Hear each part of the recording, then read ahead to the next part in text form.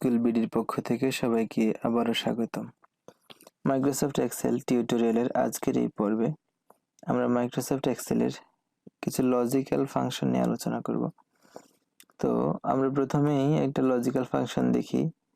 Equal, আমরা একটা sell select করে গ্রেটার দেন দিয়ে আর একটা সেল সিলেক্ট করে আমরা এন্টার প্রেস করলাম, রেজাল্ট চলে এসেছে ফলস। অর্থাৎ আমাদের যেই প্রথম সেলটা সিলেক্ট করেছিলাম 70, এটা 80 থেকে আসলে ছোট, তো এই জন্য আমরা যেহেতু গ্রেটার দেন দিয়েছিলাম এখানে, সেই জন্য এটা ফলস এসেছে। যদি আমরা এখানে লেস দেন না দিয়ে এটা যদি আমরা লেস দেন দিয়ে দিতাম তাহলে রেজাল্ট আসতো ট্রু। অর্থাৎ লজিক যদি সত্য হয় তাহলে ট্রু, আর যদি ফলস হয় তাহলে ফলস আসবে। এখন আমরা যদি এটাকে ইফ ফাংশনের সাহায্যে লিখি, ইফ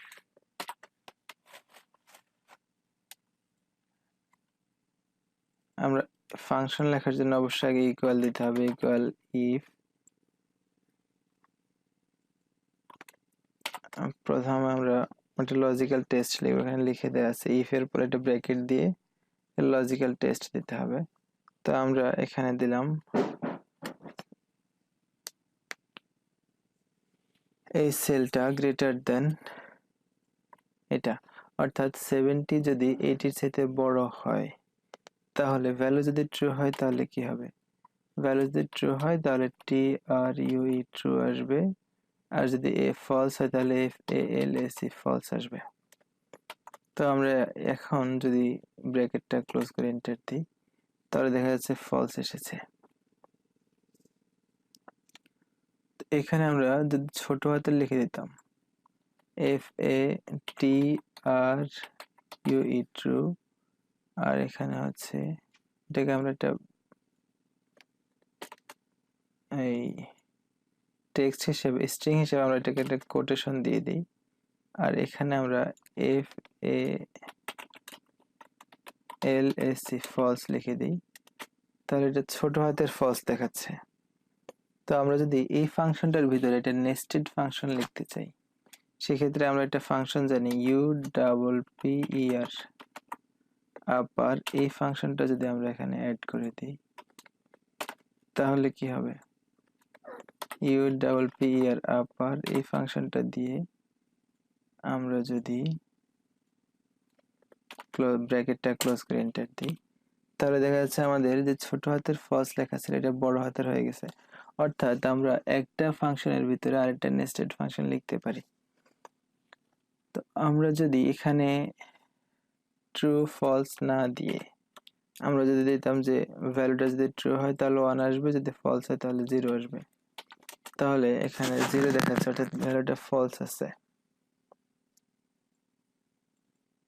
আমরা যেভাবে চাই, আমরা যদি এরকম একটা ফাংশন চাই যে 80, আমরা এটা লিখলাম equal if this value greater than 33 then pass PASS, আর ভ্যালু যদি ফলস হয় তাহলে FAIL ফেল। যেহেতু এটা 33 এর চেয়ে বড় এটি, তাহলে অবশ্যই পাস আসার কথা। আমরা ফেল এর এক প্রান্তে কোটেশনটা দিই নাই, তাহলে রেজাল্ট এসেছে পাস। অর্থাৎ আমরা লজিক্যাল টেস্টের সাহায্যে যে কোনো ধরনের লজিক দিয়ে আমরা কাজ করতে পারি। তো সেক্ষেত্রে আমরা যেভাবে রেজাল্ট চাইবো, ভ্যালু ট্রু হলে কি হবে, ফলস হলে কি হবে, সেটা আমরা ডিফাইন করে দিতে পারি। তো ইফ ফাংশনটা হচ্ছে এমন একটা ফাংশন যেটা দিয়ে পুরো একটা স্টুডেন্টদের রেজাল্ট বের করা যায়। তো আমরা এখন দেখব যে কিভাবে রেজাল্ট বের করা যায়। এখন বর্তমানে যে জিপিএ বের করার সিস্টেম, তো সেই সিস্টেমে আমরা বের করতে চাচ্ছি। পয়েন্ট এই ঘরটাতে আমরা ইকুয়াল ইফ ফাংশনটা দিয়ে আমরা একটা সেল সিলেক্ট করলাম, তারপরে লিখলাম গ্রেটার দেন অর ইকুয়াল 80, এটা যদি 80 চেয়ে বড় বা 80 সমান হয় তাহলে কি হবে, রেজাল্ট আসবে 5 পয়েন্ট। আবার ইফ সেম ভ্যালুটা গ্রেটার দেন অর ইকুয়াল, এটা যদি 70-র চেয়ে বড় বা সমান হয় তাহলে রেজাল্ট আসবে 4 পয়েন্ট। যেহেতু আমরা রেজাল্টটাকে সংখ্যায় চাচ্ছি সেজন্য আমরা এখানে কোনো ধরনের কোটেশন ইউজ করব না। 5, 4 এগুলোর মাঝে আমরা কোটেশন ইউজ করলে এগুলো ক্যারেক্টার হয়ে যাবে। এরপরে আমরা এটা যোগ বিয়োগ করতে অ্যাভারেজ করতে সমস্যা হতে পারে, সেজন্য আমরা এখানে কোনো ধরনের কোটেশন না ইউজ করে আমরা এভাবে লিখব, ইফ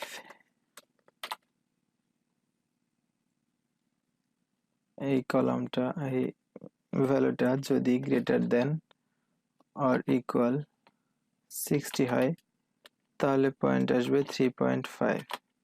আবার ইফ এই ভ্যালুটা যদি গ্রেটার দেন অর ইকুয়াল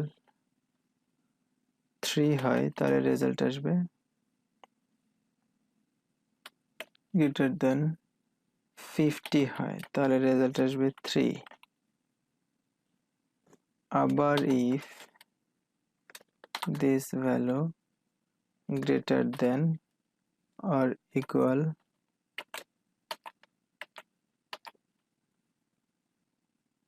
40 তাহলে রেজাল্ট আসবে 2। আবার if value greater than or equal 33 result আসবে 1। আমরা যদি আবারও if লিখি, if this value less than 33 তাহলে রেজাল্ট আসবে 0। এটা দিয়ে আমরা ব্র্যাকেট গুলো যদি ক্লোজ করে দিই, 3 দেখাচ্ছে আমি কোন পর্যন্ত ক্লোজ করেছি। আমরা এটা ক্লোজ করলাম, তারপরে এখানে এটা ক্লোজ করলাম, এটা ক্লোজ করলাম, প্রথমটা ক্লোজ হয়ে গেছে। আমরা এন্টার চাপার পরে দেখা যাচ্ছে যে আমাদের পয়েন্ট এখানে চলে এসেছে। তো আমরা যদি এটাকে নিচের দিকে ড্র্যাগ করে দিই তাহলে সবগুলো ঘরের আসলে রেজাল্টটা চলে আসবে।